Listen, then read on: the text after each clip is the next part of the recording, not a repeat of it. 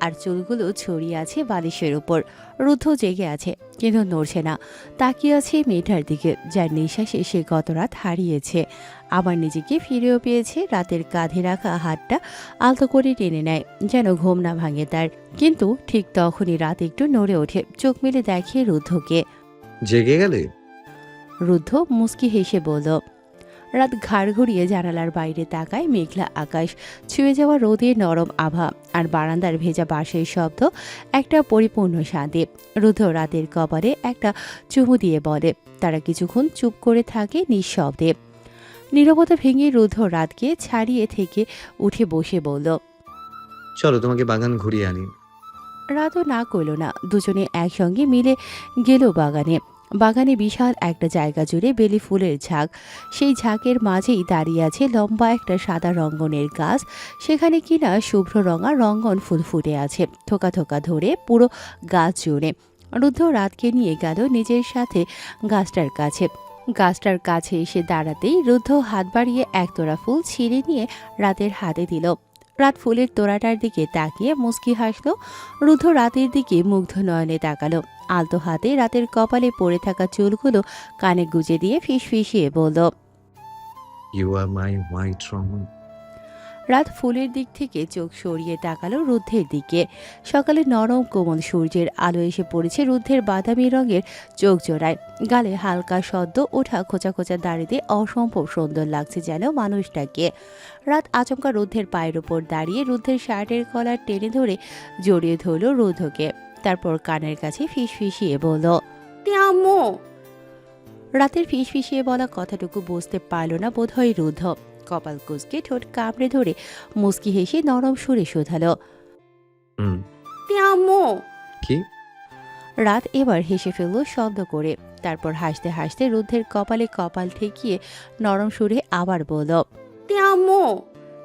রুদ্ধ এবার শব্দ করে হেসে ফেলল। রাত অবাক চোখে তাকালো রুদ্ধের দিকে। এই প্রথম বোধহয় লোকটাকে এভাবে মন খুলে শব্দ করে হাসতে দেখছে রাত। রাত রুদ্ধের দিকে তাকিয়ে আর মনে অবাক চোখে তাকিয়ে বলল। Usted es el hombre más guapo que he visto en mi vida, রুদ্ধ। রুদ্ধ ঠোঁট ভাঁজ করে মুচকি হাসল। তারপর রাতের কপালে আলতো করে স্পর্শ ছুঁয়ে মুগ্ধ কণ্ঠে বলল। রাত হকচকিয়ে গেল রুদ্ধের কথা শুনে। সে ভেবেছিল রুদ্ধ স্প্যানিশ বুঝবে না। রুদ্ধের বুকে হালকা গুঁতো দিয়ে রাত ঠোঁট ফুলিয়ে বলল। এই আপনি স্প্যানিশ বোঝেন তো? আমাকে বলেননি কেন? আমি আমর। ছি। রুদ্ধের বুকে মাথা রেখে বলল রাত। রুদ্ধ রাতেকে কপি করে নাক কুঁচকে একই সুরে বলল। ছি। হেসে ফেলল রাত, সঙ্গে রুদ্ধ হেসে ফেলল। সকাল গড়িয়ে ধীরে ধীরে দুপুর নামছে। বাতাসে মৃদু শীতলতা। সূর্যের আলো নরম হয়ে এসে ছুঁয়ে যাচ্ছে সবুজ পাতার কোপা, যেন প্রকৃতি ইটসেলফ ভালোবাসায় ভাসে। চারপাশের নীরবতা, তার মাঝে এক শান্ত মৃদুতা যা মনকে স্নিগ্ধ করে। মনে জায়গা এক অজানা প্রকৃতির স্পর্শ। দিনটি যেন নরম কমলির মতো মাধুর্যে ভরে উঠেছে। তার হৃদয় সেই কোমলতায় ডুবে যাচ্ছে। রাত আর রুদ্ধ বাড়ি এসে পৌঁছেই ড্রয়িং রুমের সবার হট্টগোল দেখে সেখানেই গেল। বাড়ির বড়রা সবাই সিদ্ধান্ত নিয়েছে আগামী সপ্তাহের মধ্যেই রুদ্র আর আহুর বিয়ের অনুষ্ঠান সিলেটের একটা রিসোর্টে গিয়ে করা হবে। আর তাছাড়াও সিলেটে তাদের সব আত্মীয় স্বজনরা থাকে, আর রুদ্রের বাড়িও সিলেটে। তাই কথা পাকাপোক্ত হতে বেশি সময় লাগেনি। রাতও সিলেটের কথা শুনে খুশি খুশি তাকালো রুদ্ধের দিকে। রুদ্ধ তার চাচা আর বাবার সাথে বিয়ের বিষয়ে আলোচনা করতে ব্যস্ত। সন্ধ্যা নেমে রাত্রি অভিযোগ তুলে নিয়ে আসতে লাগলো যেন আকাশের বুক চিরিয়ে। রুদ্র, আহাদ, আব্রাহাম আর রুদ্রের বাবা মিলে আহুদের বাড়ি গিয়েছে বিয়ের বিষয় নিয়ে কিছু আলোচনা করতে। বিয়েতে ঘনিষ্ঠ গুটি কয়েক মানুষ ছাড়া বেশি কেউ থাকবে না। রাত, তাহমিনা আক্তার আর রানু বেগম একসাথে রান্নাঘরে কাজ করছিলেন। রান্না শেষ করে তিনজন লিভিং এরিয়ায় গিয়ে গল্প করছে। শুভ্রা, মৃত্তিকা আর মৃদু আবার শপিংয়ে গিয়েছে। রাত যায়নি তাদের সাথে। তার যথেষ্ট শাড়ি আছে। রুদ্ধ দেশে ফিরেই গাদা গাদা শাড়ি কিনে এনে কাভার ভরে রেখেছে। হাতে গোনা মাত্র কয়েকটা শাড়ি হয়তো পরা হয়েছে, বাকি সব নতুন সেভাবেই পরে আছে। জামিনা বানু নিজের রুমে। তার শরীর ভালো না, তাই এখন প্রায় সময় নিজের রুমে বিশ্রাম নিতে ব্যস্ত থাকেন। রাত নিজ হাতে চা বানিয়েছে আজ। তাহমিনা আক্তার রাতের হাতের চায়ের প্রশংসা করতে করতে বলল, শোনো বোমা, বিয়ের বয়স তো বছর ছড়ালো, এবার বাচ্চা নিয়ে নাও, দের করো না আর। পাশ থেকে রানু বেগম বলে উঠল, পড়াশোনা করেছেও, এখন বাচ্চা নিলে একটা বছর নষ্ট হবে। আরে তাতে কি, আমাদের রুদ্ধ তো ওই ভার্সিটির টিচার ছিল, রুদ্ধ ওকে পড়াবে তখন। তারপরও রাতের বয়স কম। রুদ্ধের থেকে বেশিই বাচ্চা। রাত পুরোটা সময় মাথা নিচু করে তাদের কথা শুনে গেল। এসব বিষয় নিয়ে কথা বলতে গেলে তার লজ্জা লাগে। তাদের কথার মাঝে মৃদু শুভ্রা ও মৃত্তিকা হৈহুল্লার করতে করতে বাড়িতে প্রবেশ করল। তাদের হাতে গাদি খানিক শপিং ব্যাগ। দেখেই বোঝা যাচ্ছে ওরা শপিং মল তুলে এনেছে। এটা 3 বোন আজ। তারা ভেতরে এসেই বলতে লাগলো, দেখো কত কিছু কিনেছি। হ্যাঁ তা তো দেখতেই পারছি, পুরো দোকান তুলে এনেছিস। চা খেতে খেতে বললেন তাহমিনা আক্তার। তোমাদের সব্বার জন্য এনেছি। ব্যাগগুলো এক এক করে খুলতে খুলতে বলল শুভ্রা। তারা 3 জন সবার জন্য কিনে এনেছে। আহাদ আব্রাহাম, রুদ্র মিরাজ আব্রাহাম ও জিহাদের জন্য একই কালারের পাঞ্জাবি এনেছে। জামিনা বানুর জন্য শাড়ি কিনে এনেছে।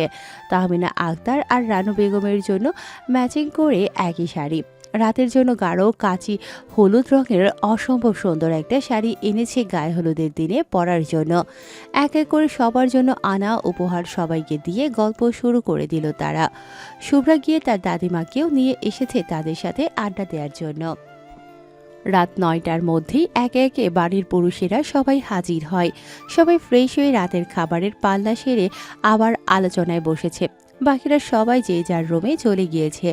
শুভ্রা নিজের রুমে একা রয়েছে। মৃত্তিকা আর মৃদু গেস্ট রুমে শুয়েছে। শুভ্রা তার শপিং মল থেকে কিনে আনা জামা কাপড় এক এক করে সব সুন্দর করে গুছিয়ে সাবিকে কল দিল। ওপাশ থেকে কল রিসিভ হতেই শুভ্রা মিষ্টি কণ্ঠে বলল, হ্যালো সাবিও বাবু, জানো আগামী সপ্তাহে আমরা সিলেট যাচ্ছি। কেন? রুদ্র ভাইয়া আর তাহু ভাবির বিয়ের অনুষ্ঠান সিলেটের রিসোর্টে করা হবে।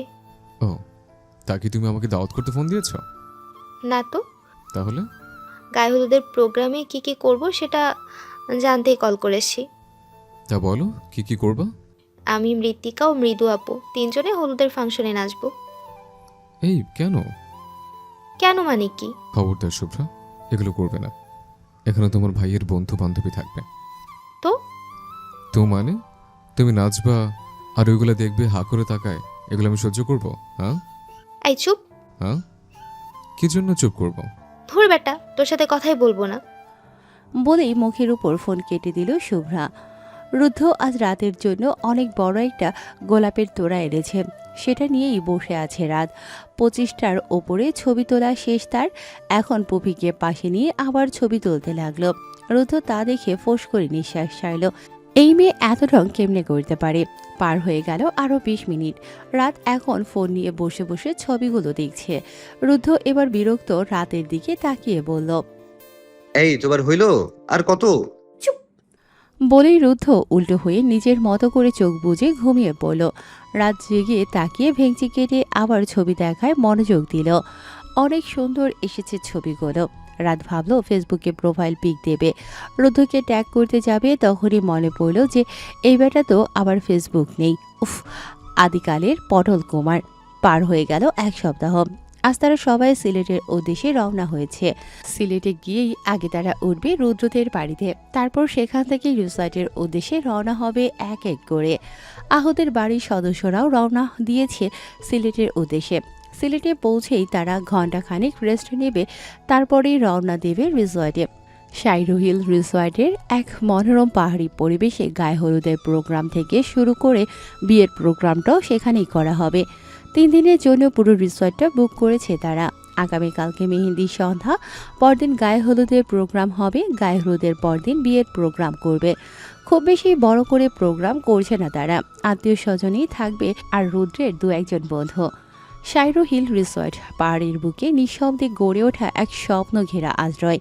চারিদিকে সবুজে মোড়ানো পাহাড়ের ঢেউ যেন কোনো অলিখিত ছন্দে এগিয়ে চলেছে আকাশের দিকে। সকালবেলায় ঘুম ভাঙে রোদে ধুয়ে দেওয়া পাইন গাছের ফিসফিসে শব্দে, আর দূরের মেঘগুলো যেন এসে হাত বাড়িয়ে দেয়। রিসর্টগুলোর গঠন এমনই, যেন প্রকৃতিকে স্পর্শ না করেও তার কোলে জায়গা করে নিয়েছে। কাঠের ছাউনিতে ঢাকা কটেজগুলো এক একটা যেন পরিপূর্ণ ভালোবাসার গল্প। কাঁচ ঘেরা জানালার ওপারে পাহাড়ের ঢালু পাথর ঘেরা পথ, আর অনেক নিচে যেন মেঘের বিছানা। প্রতিটা ঘর নিজস্বতায় ছায়ায় সাজানো, কখনো একা থাকার মতো নিঃশব্দ, কখনো বা হাত ধরার মতো উষ্ণ। বিকেলের আলো যখন পাহাড়ের গায়ে ছায়া ফেলে, তখন রিসর্টের বারান্দায় দাঁড়িয়ে মনে হয় পৃথিবীর সব ক্লান্তি এখানে এসে ঘুমিয়ে পড়ে। এক কাপ ধোয়া ওঠা চায়ের পাশে যে নীরবতা, তা কোলাহল নয়, বরং ভেতরের কথাগুলো শোনার জন্য আদর্শ। শাইরু যেন শুধুই এক জায়গা নয়, বরং একটা অনুভূতি, যেখানে প্রকৃতি, নিস্তব্ধতা আর হৃদয়ের গভীরতম অনুভব একসাথে গাঁথা থাকে। অসম্ভব সুন্দর রিসর্টটা। এসেই মন ভালো হয়ে গেল রাতের। সেই শুভ্রা, মৃত্তিকা আর মৃদুর সাথে ঘুরে ঘুরে রিসর্টটা দেখছে। রুদ্র, রুদ্ধ এবং জিহাদ, তারা তিনজনেই কাজে লেগে পড়েছে। যেহেতু আগামীকালকে মেহেদির সন্ধ্যা, তাই ডেকোরেশনের কাজে তারা লেগে পড়েছে। লোকজন আগে থেকেই ঠিক করা ছিল তারা আজ রাতের মধ্যে সব কিছু প্রিপারেশন করে ফেলবে।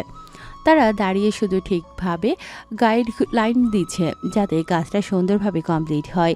আহুরাও এসে পৌঁছেছে সিলেটে, কিন্তু তারা রিসর্টে এখনও আসেনি। আগামীকালকে সকালের মধ্যেই তারা রিসর্টে রওনা দেবে। শীতের এই হালকা মৌসুমে রিসর্টটা অসম্ভব সুন্দর লাগছে। ঘন কোমল কুয়াশা চারপাশ ঢেকে আছে। জানুয়ারি শীতল রাত, পাহাড় ঘেরা শাইরু হিল রিসর্টে নেমে এসেছে নিঃশব্দ এক জ্যোৎস্নাময় নিঃসঙ্গতা।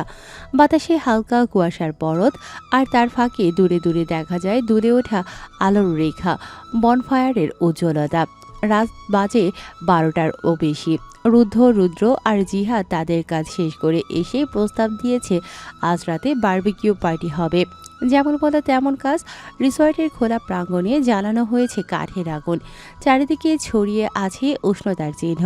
তার পাশে বসে এই রাত শুভ্রা, মৃত্তিকা আর মৃদু হাতের তালুতে আগুনের আঁচ নিচ্ছে। চোখে মুগ্ধতা আর ঠোঁটে হালকা হাসি।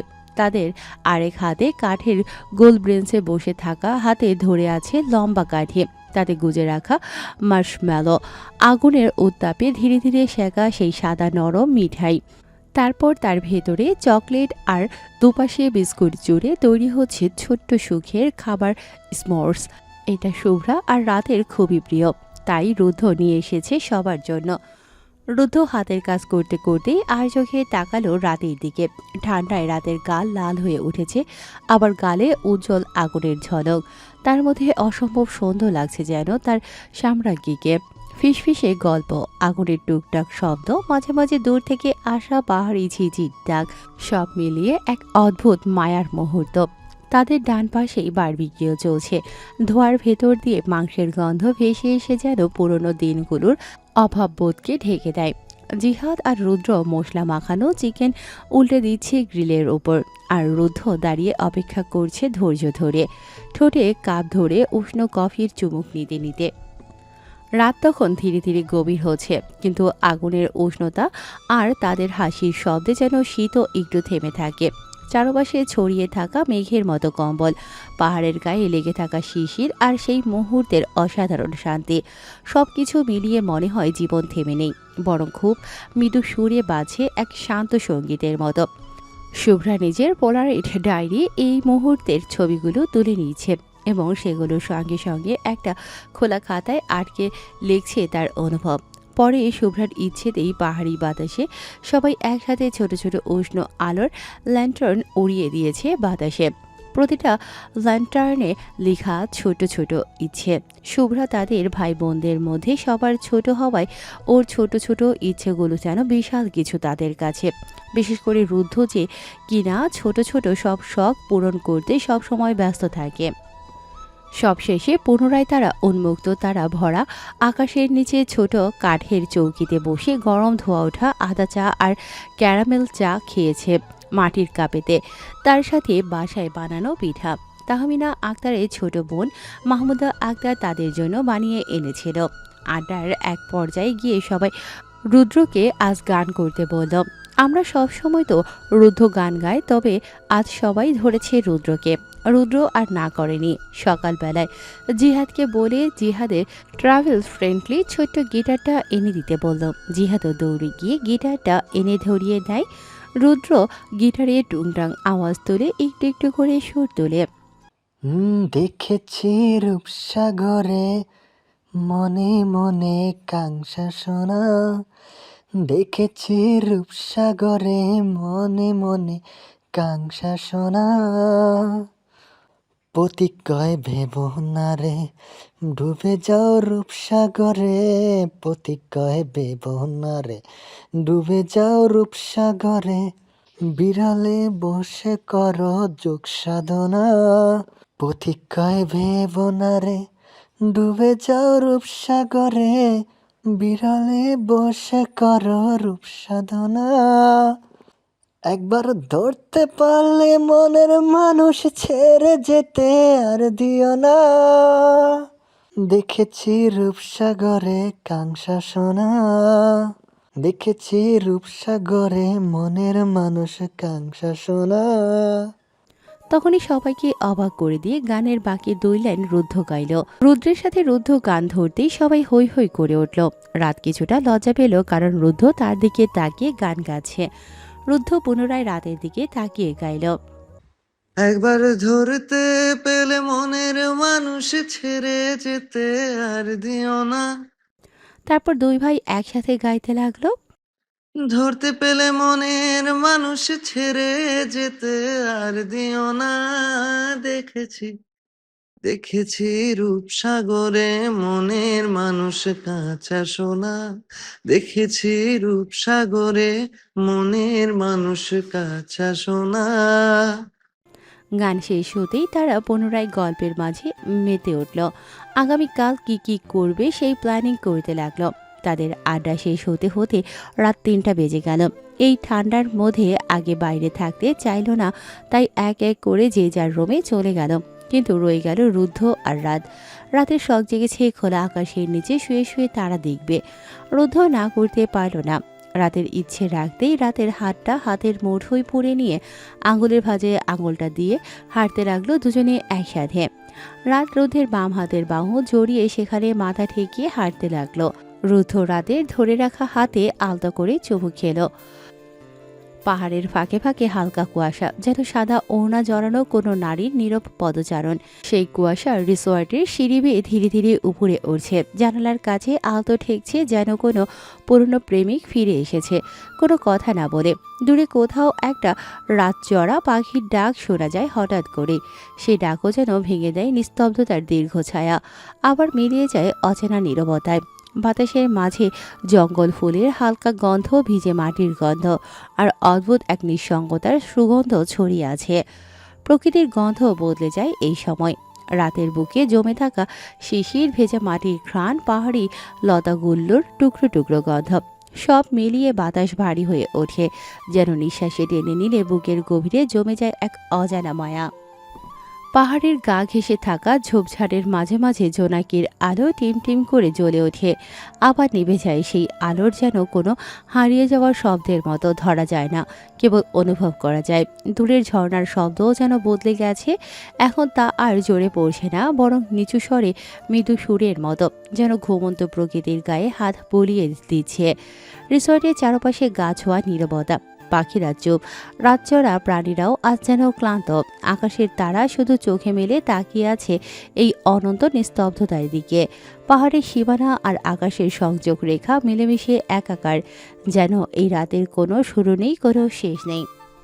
একটা নির্জন জায়গায় নরম শীতল ঘাসের উপর শুয়ে তারার নিচে তাকিয়ে আছে রাত। হালকা শীতে শরীর জড়ানো চারপাশ। তার পাশেই কাজ ধুয়ে হাতের উপর মাথা রেখে রুদ্ধ তাকিয়ে আছে তার নিজস্ব নক্ষত্রের দিকে। ঠান্ডা রাতের ছোট্ট নাকটা লাল হয়ে আছে। রুদ্ধ টুকুস করে রাতের নাকের উপর আলতো করে একটা চুমু খেয়ে রাতকে টেনে তুলে উঠিয়ে বসিয়ে দিয়ে রাতের দিকে তাকিয়ে আলতো করে বলল, এবার রুমে চলো রাত, নাক লাল হয়ে গেছে তোমার, জ্বর এসে যাবে এবার। রাতও না করল না, চুপচাপ উঠে দাঁড়ালো। কিন্তু উঠে দাঁড়াতেই বায়না ধরল রুদ্ধের ঘাড়ের ওপর উঠে রুমে যাবে সে। রুদ্ধ কোনো কথা না বলে চুপচাপ রাতকে ঘাড়ে তুলে গুটি গুটি পায়ে হাঁটতে লাগলো রবির দিকে। রাত রুদ্ধের ঘাড়ের উপর থুতনি ঠেকিয়ে বাচ্চাদের মতো ঠোঁট ফুলিয়ে বলল, আমাদের বাবু হবে কবে? রুদ্ধ সামনের দিকে তাকিয়েই হাঁটতে হাঁটতে জবাব দিল। আমাদের তো বাবু আছে পুফি। রাত এবার নিজের হাত দিয়ে রুদ্ধের মুখ চেপে ধরে বলল, মাথা ঘোরাবেন না, কথা ঘোরাবেন না, ফাজিল লোক।